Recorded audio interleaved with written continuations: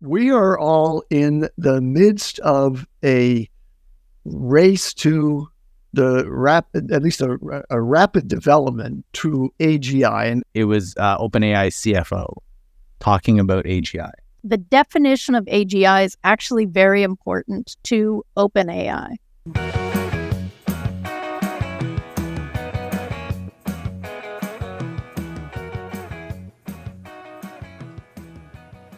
Hey, what's going on, everybody? Today is Tuesday, October 29th, 2024, and you are watching the Daily AI Show live. It's Halloween week, and apparently that means we're doing Fright Week on the Daily AI Show, because yesterday we talked about privacy, and today we're talking about the risks of AGI.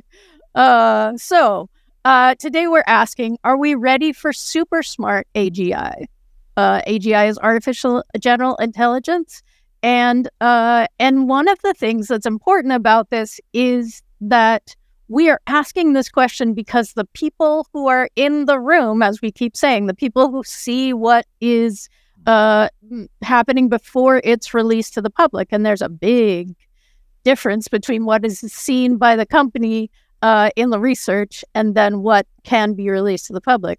They are totally convinced that AGI is happening, right? So when a person who's almost at the summit of the mountain starts to talk to you about the conditions at the top of the mountain, you kind of want to make to pay attention if you're hanging in the valley, right? Like, those are people who know. So anyway, we are gonna dive into that. I'm gonna bring Andy in for just a second, but I am Beth, and with me today I have Andy and Karl. And Brian may join us a little later. So, Andy, will you give us a foundation? I will. So, we are all in the midst of a race to the rapid development to AGI. And just to capture what I consider to be AGI is self-improving AI. So once you get to self-improving AI, or the AI can redesign itself and advance the very rapid progress we're already seeing in the capabilities of AI. Once you get to that, then there's a dramatic, acceleration of the accomplishment of AI. And so at that moment, then that becomes an AI that's beyond general intelligence in humans. It becomes a superintelligence. And so some people don't want to even use AGI as the term. They just call it really powerful, self-improving AI. At least I do. That's my definition of it. So there are a lot of advantages of getting there. And I think most of us are still amazed at just how far we've come in a couple of years since it became something that was in the hands of the general public. So let me just kind of recite some of the pros that the proponents of rapid development to AGI cite, and then I'm also going to then list the cons, and we'll weigh them. Let's see what that looks like. So, proponents say this is going to power revolutionary scientific breakthroughs and solutions to global poverty, disease, and climate change. All right, check that box. That's worth a lot. Rapid advances in human knowledge will occur because we humans are really the beneficiaries of superintelligence. It's our creation, and we are going to be the ones who get the goods. It could add, as is estimated, $16 trillion to the global economy from improved productivity, but more importantly, from improved effectiveness, like creating new models of how we basically run our global system. And so the proponents also say slowing development to improve alignment controls could put the strongest AGI in the hands of those with lower safety standards than the ones who are moving at the forefront, like OpenAI and others. And importantly, the first to AGI will reap the majority of that economic reward. So those are all good reasons why we should keep pushing or allow the push that's already underway to continue to AGI, self-improving AI that will deliver all of these things. So now, quickly to just run through the few possible risks here. Okay, there's a 20% possibility of losing control of advanced AI systems. And what we have really are race conditions in the race to AI. And what happens when that happens is like when technology advances in the context of war. It goes even faster and potentially out of control. And entities like nation states or companies that rely only on non-self-improving AGIs would be at a significant disadvantage at that. So these race conditions lead to some of the following risks.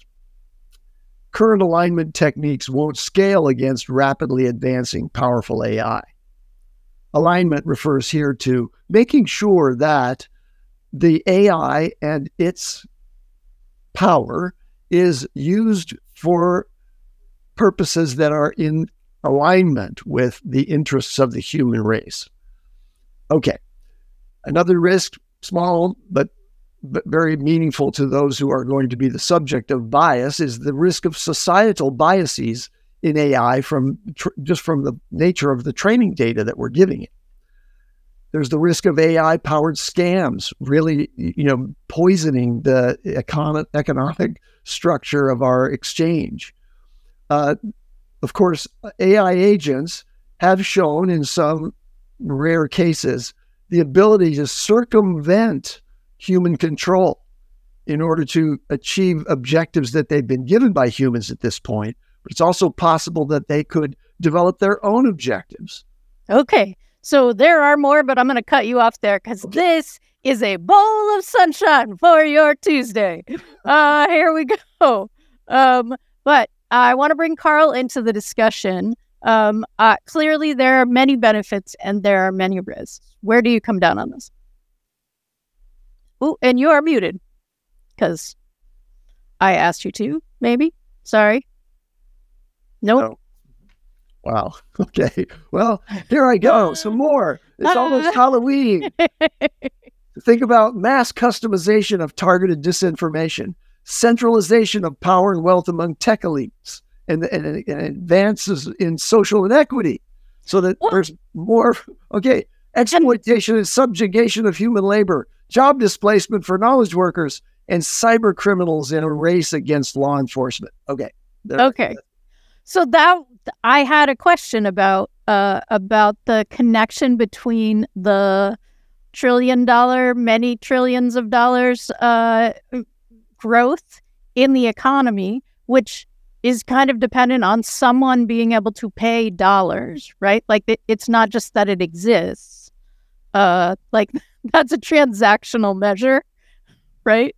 And is there is this likely to raise all boats, right? Or is this going to increase the... No, because the money is already in the hands of a few. Yes, thank you. No, continue. Sorry. No, I want to hear what you're up. Yeah, we want to hear what you say. I wanted to actually play a video that I saw yesterday. It was OpenAI CFO talking about AGI. So, oh, yes. Like that. That's good. And then, let's see this. Okay. All right. Like if Sam were sitting on that seat, he would tell you AGI is closer than most think. But anyway, what would you say? I would agree based on what I'm seeing. Like one of the best meetings I get to go to once in a while is the research meeting.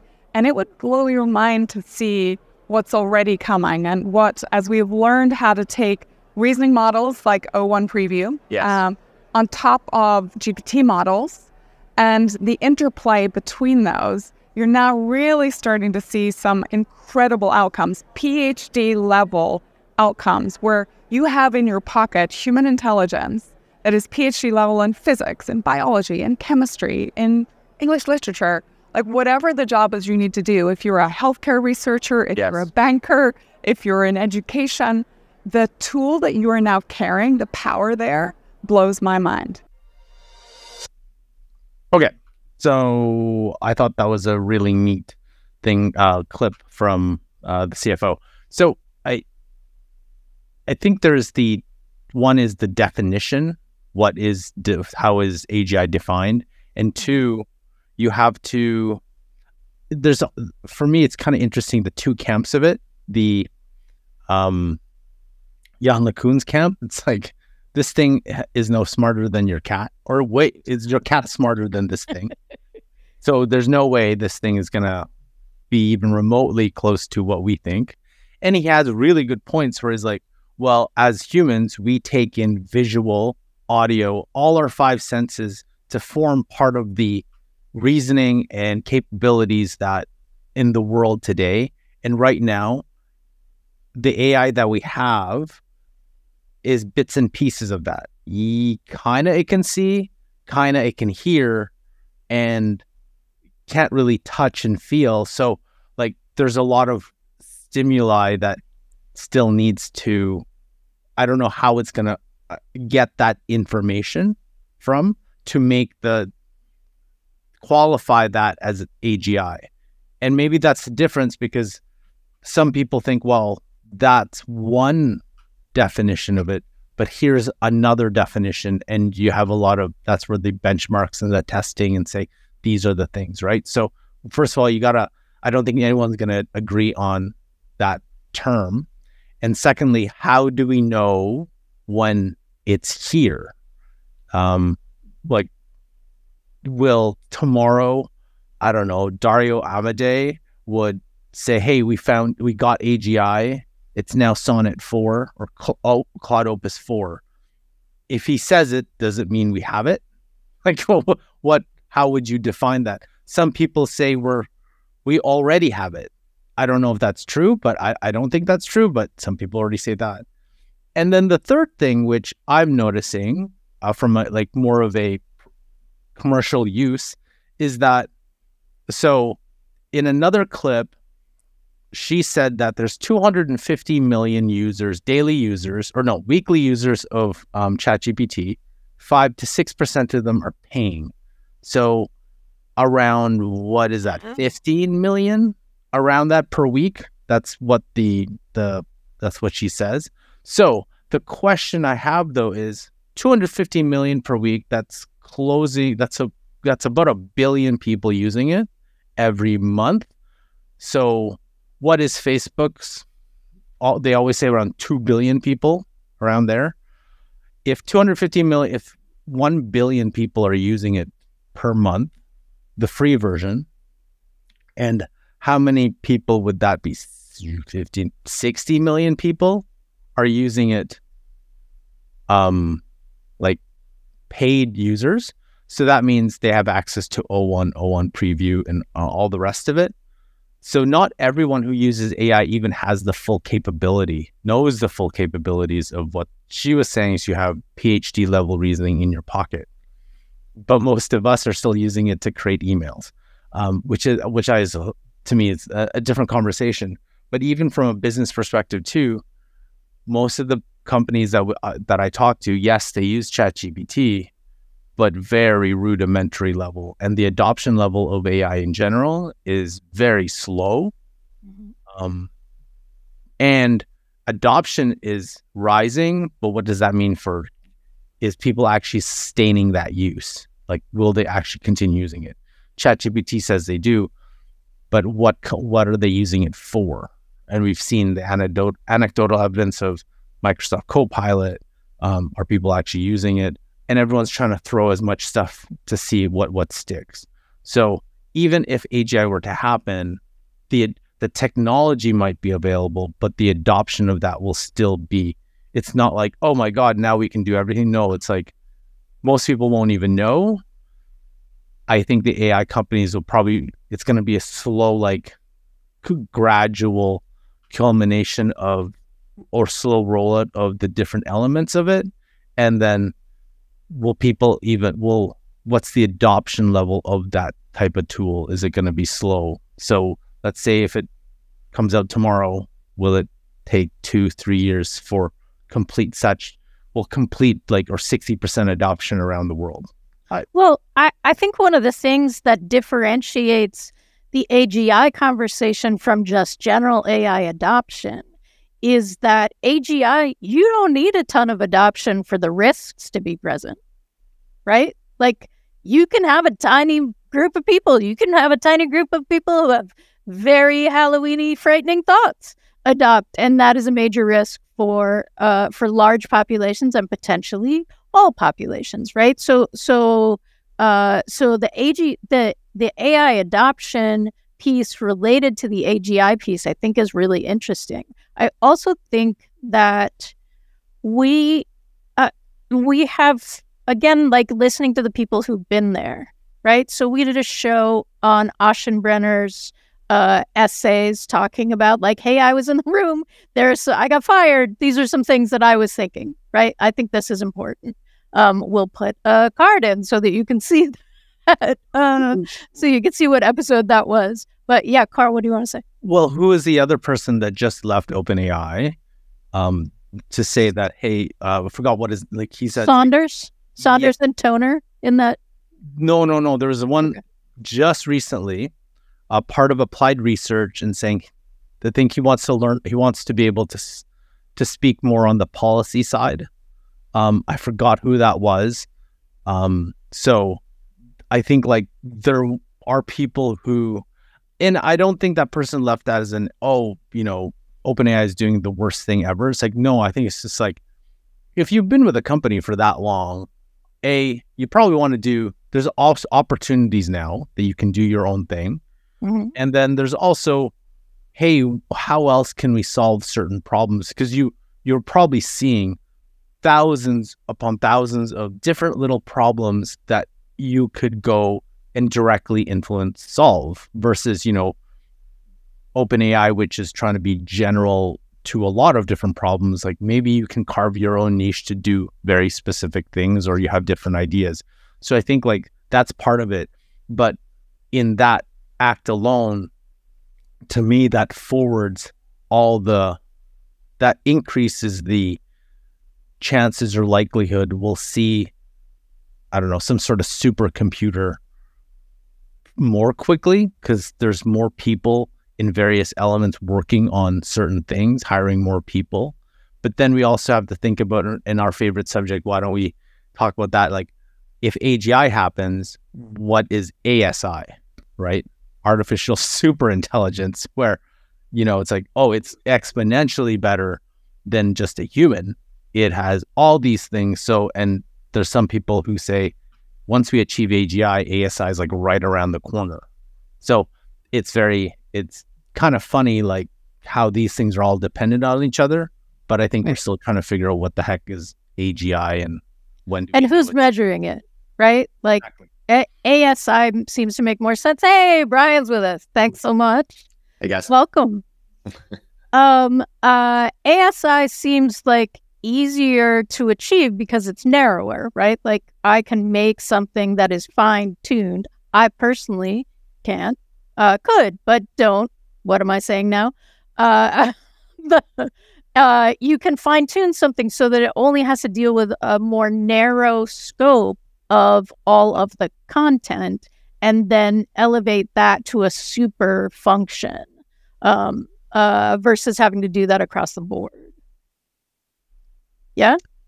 I want to jump into just harken back to what Karl played on the video from the CFO of OpenAI. And what she referred to was the awe that she has for what's been demonstrated behind the scenes in the interplay between one model and another. Right. So what you see is that in the lab, what they're doing is they're giving AI access to other AIs and letting them talk to each other. This is not in its own right, inherently dangerous inside the lab, but it reinforces the point that superintelligence is going to happen when AI can improve itself. And I don't mean just by remodeling itself, but by connecting to other AIs and having a conversation that advances knowledge and advances capabilities, and having, like imagine a team of AI agents in the lab that are working on the O1 model now and giving it more and more powers. And I'm not afraid of this. It reminds me of Prometheus, right? From the book, Max Tegmark's book that you talked about, and how by hour 4 it was on the 9th iteration. I'm paraphrasing, but the ninth iteration of Prometheus before the day was out, and that was AI improving upon itself, right? And that was the gist of it. Sorry, Beth. No, that's what I was going to say. It sounds like the Max Tegmark episode. So now we've got cards for the Max Tegmark episode and the Aschenbrenner's episode. Just making notes for the production. So yeah, this is the other thing that I think we need to bring into this is that AGI, the definition of AGI is actually very important to OpenAI. And I'm not sure in moving to a for-profit company, which is happening, I believe, how that plays in. But in the nonprofit structure and the agreement with Microsoft for their investment, everybody got sort of AI for profit up until AGI was achieved. And when AGI was achieved, it all went to the public for free. So Microsoft was no longer going to make money off that. OpenAI was no longer going to make money off that. That was very pie in the sky, maybe idea. And that, for a variety of reasons, has sort of been walked back. But that's the on-paper agreement. So AGI isn't just like, it's super good at all of these things. It also has a legal definition for the top AI company in the world right now. And I think if I had not behind closed doors, I would think that had to probably change. When OpenAI was working on it, they certainly weren't the only company or research lab working on transformers, working on some variation. I mean, Google didn't just appear with a Gemini or whatever came before that. They were working on these things. But we sort of look at that switch being turned on, the lights being turned on for the public, just about 2 years ago, right? November of 2022, when people started getting full access to like 3 or 3.5 GPT-3, either way. So people working on transformers and this idea, this novel technology that hadn't been used before to advance AI. And OpenAI, the company, predates that as the nonprofit, but I would imagine there was decisions that had to be made about how do we still get to an ethical AGI, I'm going to guess, but how do we do that now in this, what has become a space race between many companies, many of them inside the United States, but certainly not only in the United States, that are running full steam towards this potential goal of superintelligence. And how do you do that if you don't have quite literally billions of dollars in investment money to go about investing and building out the resources, as we've talked about many times, right? Your power and certainly other ways to do that. Which is why I think that they are. Which is why I think that they are moving to a for-profit company. Absolutely. I just don't know that has been filed, and I understand it will take a couple of years to actually like fully do the transition, or maybe they have a couple of years. It's a weird umbrella. When I read about it, I don't remember. I can't recall it now. When I read that one time about the umbrella or the system that's currently in place at OpenAI, it's odd, even by business standards and stuff. It's an odd system, the way that some for-profits sit underneath nonprofits, and that's outside of my scope of really understanding. But when I read it, even the articles I was reading was saying like it's a weird structure, and it probably does need to be reworked in order for them to be able to have easier access to investment money and so on and so forth. Anyway, my point was, I agree with you, Beth, by the way. I mean, my point was like, I wonder if there was a conversation internally that said, I don't know, do we have a choice is the right word? Of course they had a choice, but is there any other clear path to AGI? And it's clearly changed. That path has changed since we started this venture. And so can we achieve our ultimate goal of AGI, even if it's free for the good of all, right? Let's assume that's still the end goal of that. Can we still get there on this current path? And I'm wondering if there was just a decision made that said, no, we in fact can't. We won't get to where we need to be. And obviously, as we've talked about many times, people have left the company who maybe were in the camp of, no, that's the only way I want to go about this. And the company shifted, obviously, and then it doesn't become necessarily a good fit for all the people that were there from the early days. And that's not really although they make the news all the time, I think, Andy, you kind of mentioned this isn't particularly odd for people to leave companies. It's just that every single person that leaves OpenAI makes news in some way, shape, or form. Whereas if the CTO of maybe not IBM, but a smaller Fortune company or whatever, it's going to be like a small note somewhere in the newspaper. It's not gonna hit the same way it does with OpenAI. But because it's OpenAI, it's like everybody wants to talk about every single person that's leaving as if it's like, well, here it goes. They clearly know something. The whole company is collapsing here, and I don't get that impression. I just think it makes also the context of many of the original founding executives of OpenAI leaving was concern about whether they were pursuing their original intent to achieve AGI in a way that was beneficial to humanity instead that was beneficial to the investors and to the profit-making potential of AGI. And this is, that's, I'm going to say, the age-old question, which is, of course, for most of us, 2 years old question, the age-old question about what is safer. Is it safer to just barrel forward and make all of the tech available to everyone so that it's not in the hands of just a few, which is the meta approach, whether that's principled or just what happened? We can debate that. But there's that path, and then there's the path of, no, we need to be cautious, we need to be all of that, and will that lose because of the barrel ahead is already happening? So is it safer, is it for the good of all humanity to have the tech all open source, or is it safer to have it held and red teamed until it's safe? And that is not a question that can be answered right now. Well, let me just say that in order to achieve and deploy superintelligence requires, huge scales of investment and access to power at levels that, we just have never required before in our economy. And so that's why you have people like Elon Musk investing in a data center that is the biggest compute center possible. Why? He's in the race, not only in the space race, but he's in the AGI race as well. So he has the resources to do that.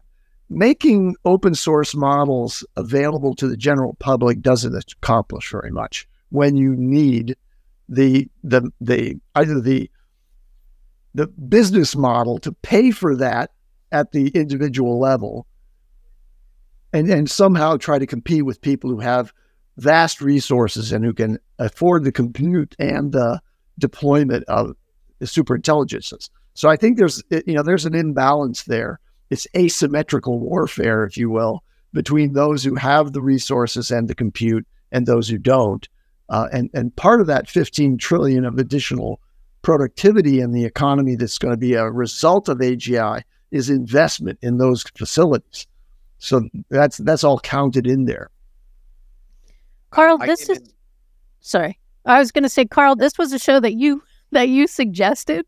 And I'm curious what you think in terms of what hasn't been discussed yet. I think more of, we've talked about the players, we've talked about their definitions, but I'm thinking we haven't talked about, and I know Andy kind of brought up some points of, here's the benefits of it, but what are people, I'm always curious, how are people going to actually implement it?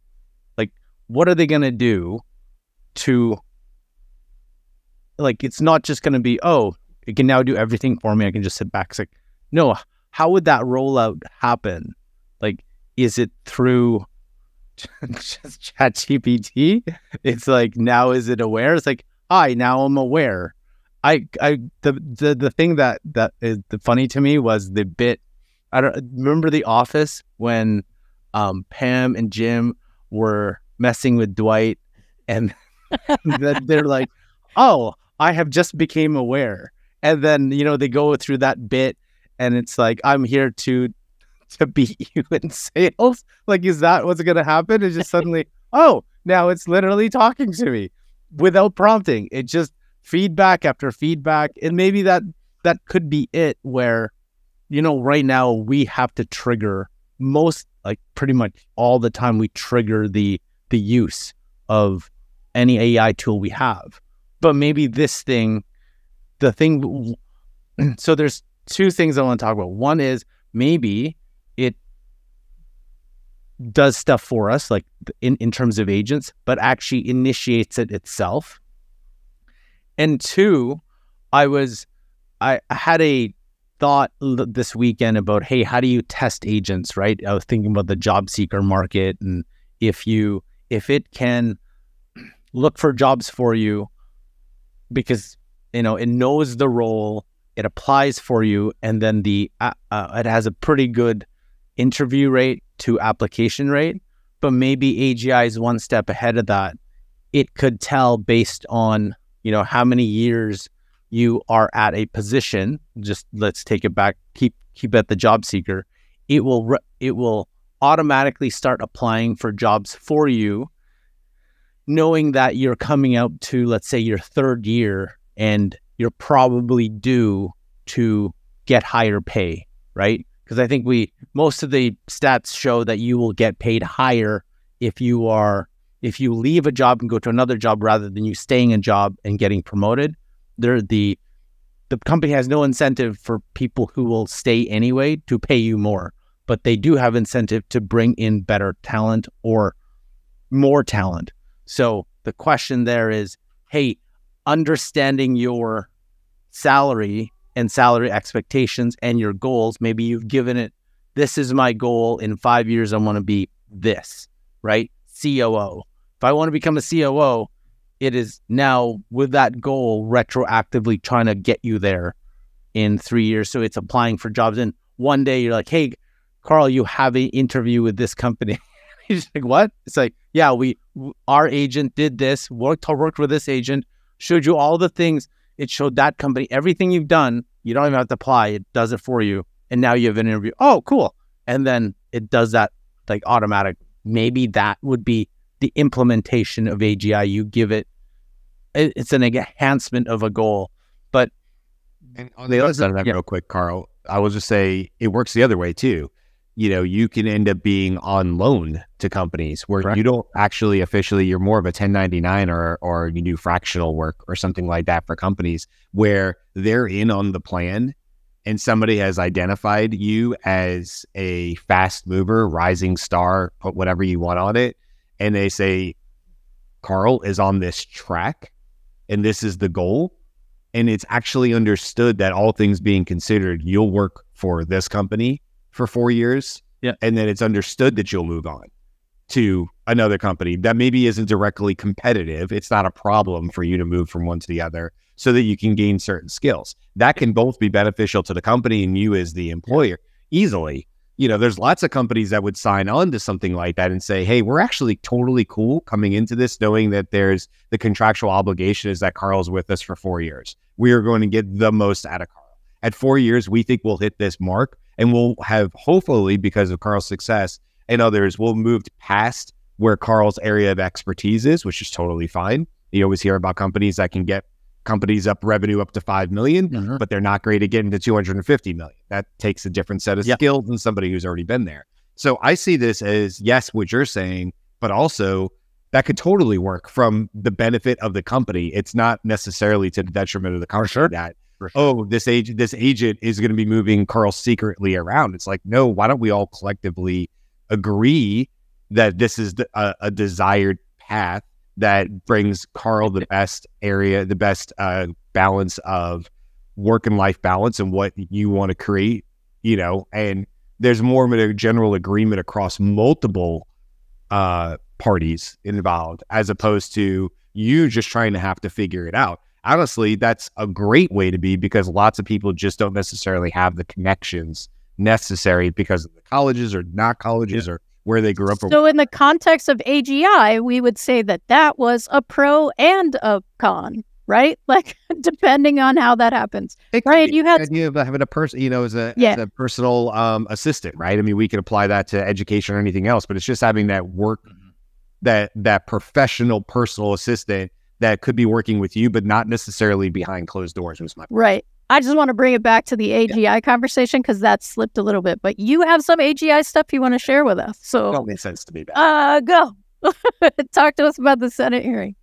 No, listen, that was in the show description. So that's why I did some research on it because, part of AGI is obviously talking about what the government is or is not doing about it. And the short answer to that is they are not. The U.S. government, that is. That's not to say, places like Canada, the EU, other places are actually putting some laws in place that are forward thinking, but even those aren't necessarily AGI specific. So let's just focus there, because there was a Senate hearing, committee hearing about 6 weeks ago on September 17th, and they had 4 witness testimonies. They had David Evan Harris, who is the former Meta civic integrity team at Meta, William Saunders, a former OpenAI engineer, Dr. Margaret Mitchell, former co-lead of Google's ethical AI team, and Helen Toner, director at Georgetown University's CSET. I don't know what that means off the top of my head. But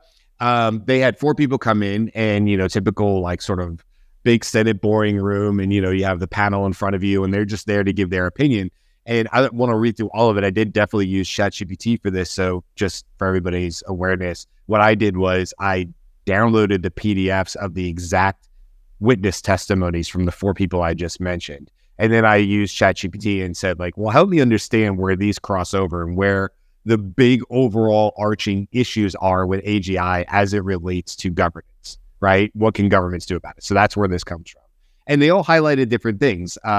David Evan Harris, the first person I mentioned, talked about one critical point he made was that even the largest AI companies are calling for regulation, highlighting their own inability to self-regulate effectively, which we've seen this before. We've seen OpenAI say, hey, we're actually okay with this. Meta has said, hey, we wouldn't be opposed to having more regulation. And you think that's counterintuitive, but they're actually sort of calling for it in some cases.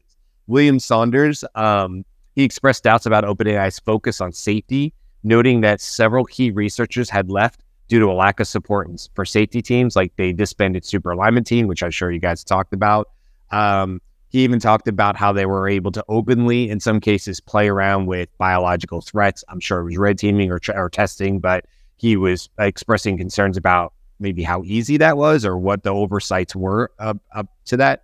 And also how they were able to sort of quickly go past some of the gatekeeping. And this was known to be available in OpenAI without a whole lot of oversight on top of it. So that relates to something that happened last week, where the White House released a strategy for biological threats, specifically related to AI and the increased likelihood that could happen in the it's a directive to many agencies, prep for this, right? This is the likelihood that this could happen is raised. And as Karl was talking about, the PhD level of the wisdom needed to create a biological threat is being lowered because AI and AI superintelligence, or maybe it's not even super, maybe this is not that hard to do, but the access to that kind of information is going to be available and is maybe starting to be available to more people. Therefore, the threat likelihood raises. So Beth, when you just said available to more people, the only thing concerning about AGI coming sooner than later is that the only people that'll be able to access it, or the only countries is it really benefiting the entire world, or is it only benefiting people who have the ability to access such technology, who have the ability to, have a computer, have broadband, have some sort of connection to be able to use it? Because there's so many people who don't have that. And how do you go about spreading that knowledge that, hey, as a society and humanity as a whole, we have this thing that can help everybody? How do you go about telling everybody that it can do that, to those who aren't very, focused on this. They're focused on their lives, their families. How do you go about doing that? And the faster it comes, well, it's okay. So then what? Like, we still have a bunch of issues that I think a lot of people were thinking, oh, AGI can solve it. It's like, well, can't solve it like the next day. Like there's still way you have to reach people to be able to use it. And I'm a big believer in, to get people to know how to use it, they have to, to get people to, do really amazing things with it, people have to use it, right? And I think that's what I remember when GPT-4 was launched, that was something that Sam Altman said is they want to make sure to get these technologies. I think every single OpenAI person has said this. They want to get it into people's hands for them to use it. And we've seen it with even the product team has said, hey, we want to get it to consumers first, then enterprise second, which is kind of reverse than Google first, and then enterprise first, and then people second. So, but then how do we, because there's maybe people we have never heard of that this thing clicks for them and they can do amazing things, but how do we get it to them first? Right. Think about how you would put this into the hands of people. Today, very, very few people are sitting at their computers or using their ChatGPT app on their phone.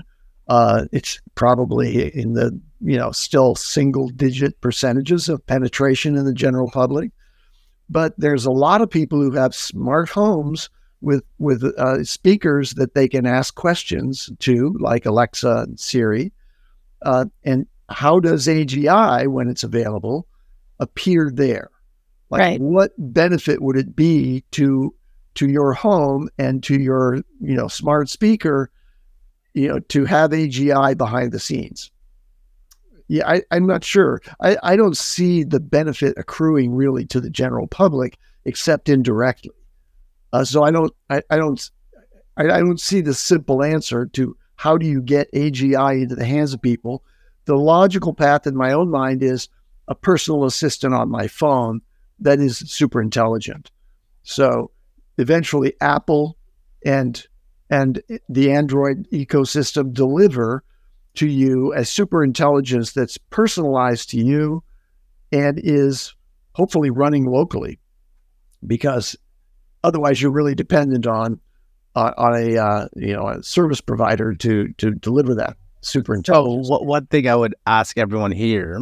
So there was the guy out in Wyoming ran for mayor, right? Saying his whole platform is going to make all government decisions, ChatGPT. So if we did have AGI, and I saw this, and that AGI decided to run for president in the 2030s, would you vote for them?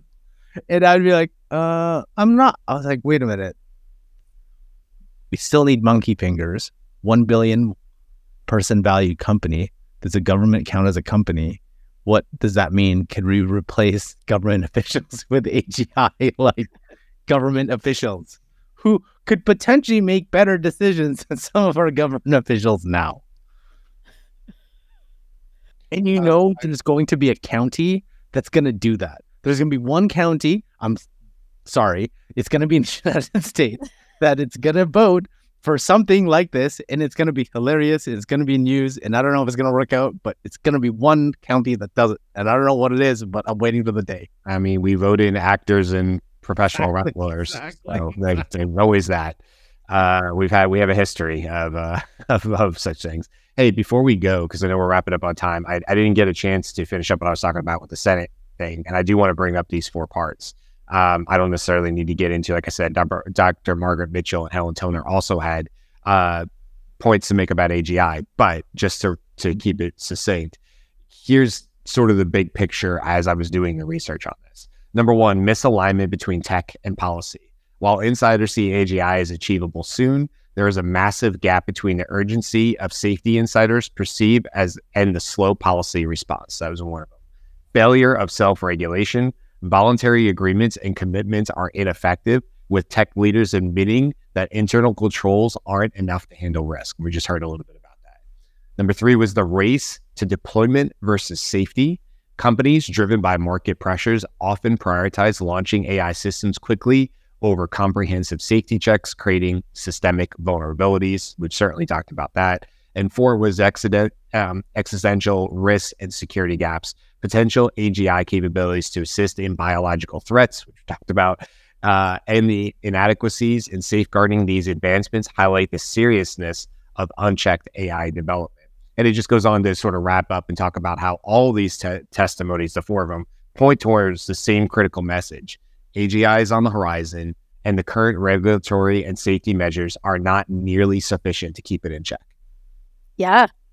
And actually, when the Blumenthal came out after that hearing and came and said on the horizon, he said in a decade, right? So like AGI is on the horizon, and we can't even agree on like where the horizon is, right? Because the idea of something in 3 years or 18 months seems so far-fetched that it must be an exaggeration. Therefore, to be a little more accurate, we're going to talk about a decade.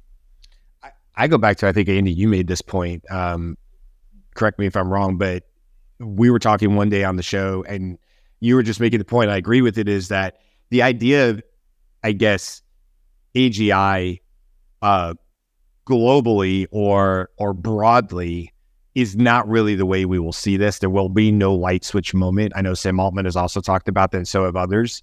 What I believe you mentioned, Andy, is that we will see AGI in pockets. We will see it in certain industries where we sort of as a society collectively agree and go, oh, that's very, very intelligent and beyond human capabilities, but it's limited in medical whatever, between here and here. And it has parameters. It's not AGI across all human ability. It will probably arrive in pockets and in segments where there's a collective agreement that it is definitely smarter than any human's ability, but between this guideline and this guideline, or this guardrail and this guardrail. I don't know if you had said that, Andy, you could correct me, but I remember us talking about that on the show.